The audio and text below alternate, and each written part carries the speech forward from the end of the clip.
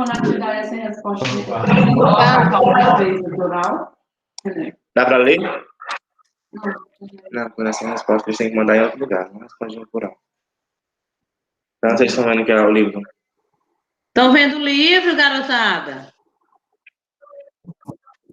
Sim. Sim. E vamos começar a nossa aula.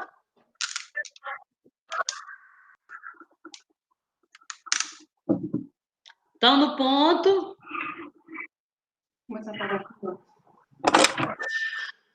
Oi, bom dia.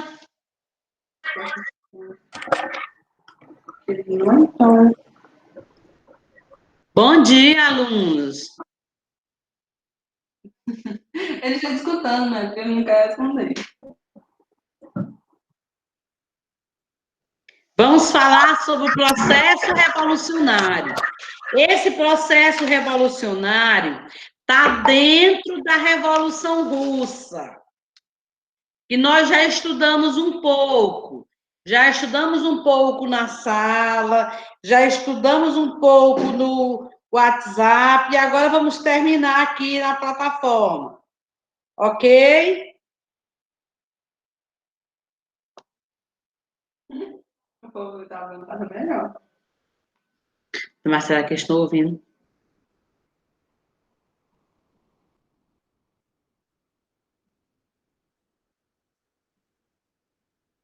Pedro Augusto?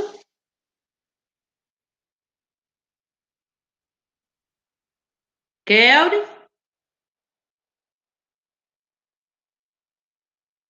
Marcela? Oi, tia. Ah, estão ouvindo, é porque vocês ficam caladinhos, eu falo, você não porque disseram para desligar o microfone. É. Aí todo mundo desligou.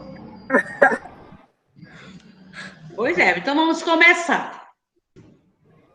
O processo revolucionário, né? Vocês já sabem que durante a Primeira Guerra, a participação da Rússia foi um fracasso. A Rússia não estava preparada para participar da guerra. E por isso, o exército sofreu constantes derrotas, levando à impopularidade do czar. Quem era o czar? O imperador russo, que era Nicolau II. No início de 1917, nesse ano, já tinham morrido 1,5 milhão de russos na guerra. E boa parte do território do país estava ocupado pelos alemães.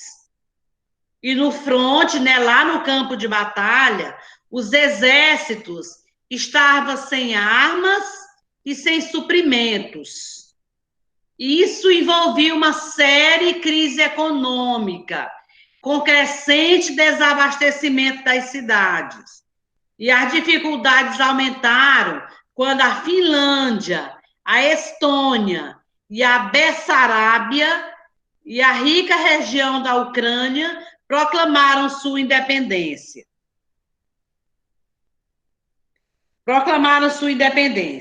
Em março de 1917, que era fevereiro no calendário russo, os mencheviques, aquele grupo lá que era a minoria, os mencheviques lideraram um levante. Os populares se rebelaram e receberam apoio dos soldados.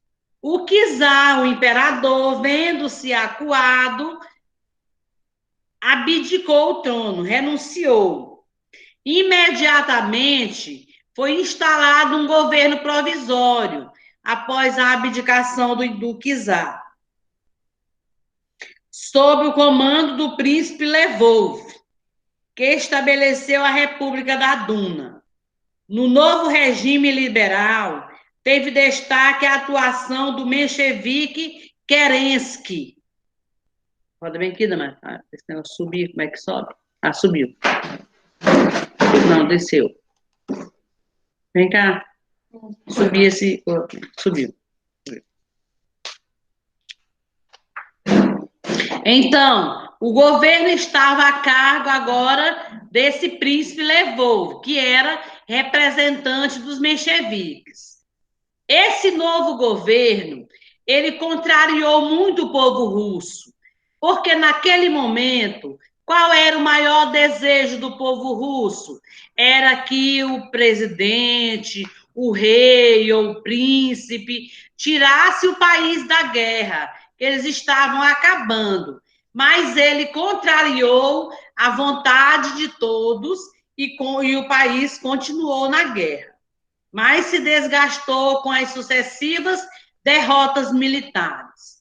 O descontentamento, que antes era para o czar, agora foi transferido para os mencheviques. Nesse contexto, o bolchevique conquistaram a simpatia popular, sobretudo após a divulgação das Teses de Abril, que foi um documento escrito pelo grande Lenin, que tinha como lema paz, terra e pão. O documento defendia a saída da Rússia da guerra, defendia a reforma agrária e a normalização do abastecimento de gêneros de subsistência. Trotsky, por sua vez, organizou um exército dos sovietes, que era o comitê dos comissários, para lutar contra o governo, a Guarda Vermelha. Agora, os conflitos armados entre bolcheviques e mencheviques acabou dando vitória aos bolcheviques. Agora o governo passou para as mãos dos bolcheviques, que eram a maioria, e assumiram o governo da Rússia. Isso era 7 de novembro de 1917, outubro, no calendário russo. O poder passou a ser exercido pelo Conselho dos Comissários do Povo, liderado por 3 nomes importantes. Lenin, que era o presidente, Trotsky, que era para os assuntos estrangeiros, e Stalin, para assuntos internos. O governo bolchevique, ao assumir o poder, estatizou bancos, que é passar para o Estado, sair da iniciativa privada, e as indústrias, que passaram para o controle dos trabalhadores. E acabou com as grandes propriedades rurais, que começaram a ser administradas pelos camponeses. No início de 1918, ele firmou um acordo de paz com a Alemanha e retirou a Rússia da guerra, que era o sonho de muitos russos, que era a saída da Rússia da guerra. O controle ficou a cargo do Partido Comunista Russo, denominação que passou até agora os bolcheviques. A partir de 1918, no ano seguinte, os membros e o dirigente de partidos comunistas existentes na Europa fundaram a Terceira Internacional, também conhecida como Comintern, com o objetivo de promover a revolução em todo o mundo. As antigas elites russas não aceitaram a derrota e se levantaram contra os comunistas. Os anos de 1917 a 1921 foi marcado por uma sangrenta guerra civil, envolvendo o Exército Branco, que era apoiado pelas potências capitalistas europeias, e o Exército Vermelho, que era dos bolcheviques. Quando terminou esse conflito, a vitória foi dos revolucionários, ou seja, dos bolcheviques. Mas as perdas foram grandes para ambos os lados, tanto para o exército revolucionário como para o exército branco. No final, contava-se 8 milhões de mortos por causa dos confrontos, das epidemias e das dificuldades econômicas.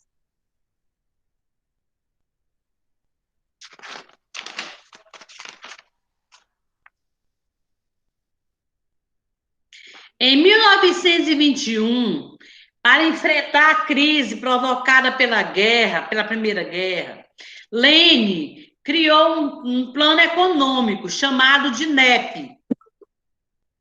NEP, Nova Política Econômica. Ele, nessa NEP, ele readmitiu algumas medidas capitalistas, que para ele era um verdadeiro atraso para Lênin adotar medidas capitalistas. Então, quais foram essas medidas capitalistas?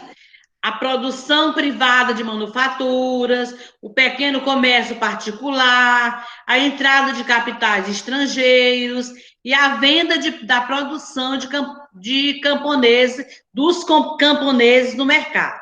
A medida foi definida por Lênin como um passo atrás para dar 2 passos à frente.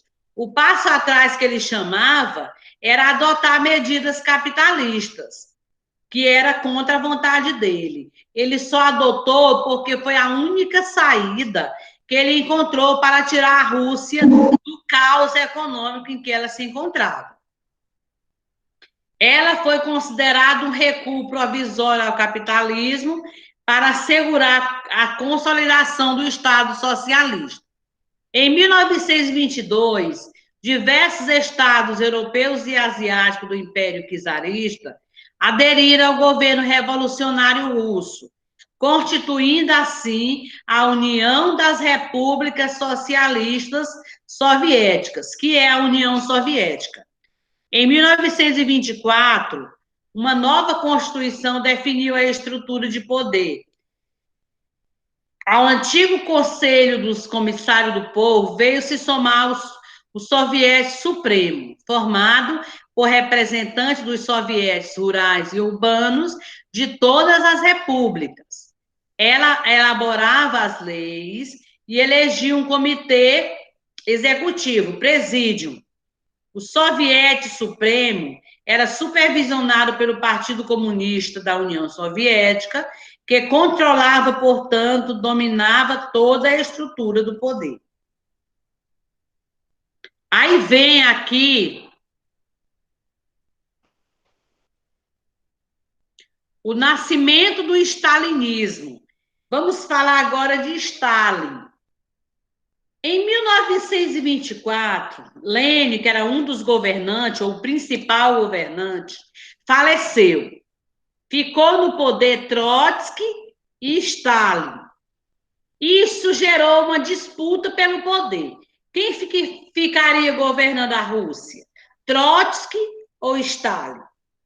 Eles disputaram o poder, divergindo sobre o destino do socialismo soviético. Eles divergiam, eles não concordavam. Por exemplo, Stalin dizia que o desenvolvimento e a consolidação do socialismo na União Soviética tinha que consolidar primeiro o socialismo dentro da União Soviética para depois expandir. Já Stalin ganhou a disputa. Em 1929, foi expulso do país, refugiando-se no México, onde foi assassinado em 1940 por um militante stalinista. Seus aliados na União Soviética foram perseguidos e eliminados. Durante o governo de Stalin, o Partido Comunista impôs a centralização política, econômica e administrativa da União Soviética, acabavam de uma vez a autonomia e o poder dos sovietes. A partir de 1928, Stalin estatizou todas as propriedades e estabeleceu uma coletivização forçada no campo, transformando as propriedades estatais, transformando em propriedade estatal as terras e tudo que nela fosse produzido. Foram criados kolkhozes, cooperativas, e os sovkhovs, fazendas estatais.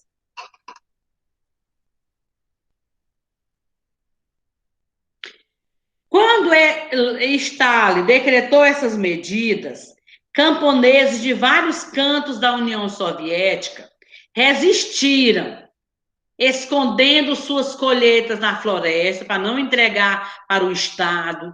Os mais ricos preferiam matar todo o seu rebanho de que entregar ao Estado. Essas medidas levou à fome e responsável pela morte de 6 milhões de pessoas. Vocês viram aí que a vida na União Soviética não era fácil naquelas épocas, no início do século XX. A resistência dos camponeses foi vencida à força. Os que se negavam foram assassinados ou presos nos campos de trabalho forçado em regiões remotas do país. Ainda em 1928, Stalin substituiu a NEP por uma política de planificação econômica, denominada planos quinquenais, que são os chamados planos quinquenais de Stalin, que ele queria estatizar e normalizar a economia russa em apenas 5 anos. A Revolução Russa promoveu uma onda revolucionária mundial. Não promoveu uma revolução revolucionária mundial, nem pôs fim ao sistema capitalista, como desejava Lenin e os bolcheviques. Contudo, teve impacto mundial, inclusive o Brasil, inspirando vários movimentos socialistas. A revolução estimulou a fundação de partidos comunistas em todo o mundo, como o Partido Comunista Alemão, em 1919, o Partido Comunista Chinês, em 1920, e o Partido Comunista Brasileiro, que também foi criado nessa época. Isso aconteceu em 1922. Para evitar uma possível revolução, os governantes dos países capitalistas intensificaram a pressão a todos os movimentos e a organização que considerassem ameaçadores.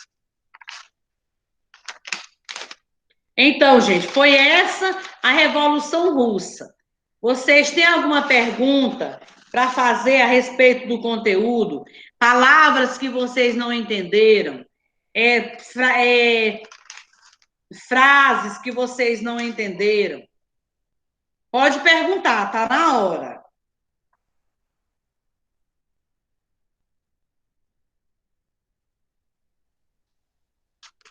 Estou aqui para responder, aluninhos. Bom, já que vocês não querem perguntar, eu quero que vocês leiam. Quando vocês estiverem bem tranquilos, leiam a página 43, que é aquele Mapeando Saberes, que resume o capítulo em apenas alguns parágrafos. Isso é muito bom para vocês estudarem a prova, né? Para estudarem para a prova. E quero que vocês façam a atividade no caderno, da página 44 e 45. Basta fazer e me mandar no WhatsApp para eu revisionar, tá bom? 44, primeiro, segundo até o sexto. O Arthur, tia. Diga. Diga, Arthur. Como é que vão fazer as provas, tia? Meu amor, a tia não sabe lhe dizer ainda. Não sei como vai ser. Nós vamos ter que criar aí um sistema. Nós não sabemos. Mas um dia ela vai acontecer, né? Porque para fechar o bimestre, temos que fazer as provas. Mas a tia não sabe dizer ainda como vai ser. Então, faça o exercício da página 44, de 1 termina no 7º. Aí depois vocês mandam no WhatsApp para eu revisionar, tá? Basta só responder, não precisa copiar. E a autoavaliação não precisa fazer.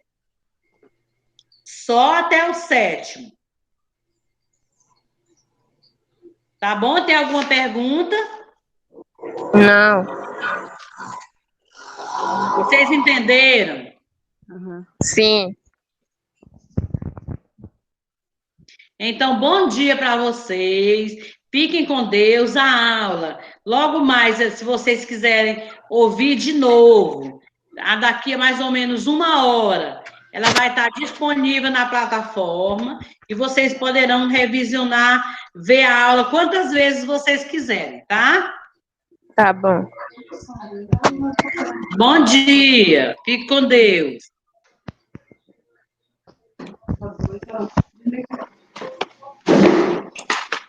Pera.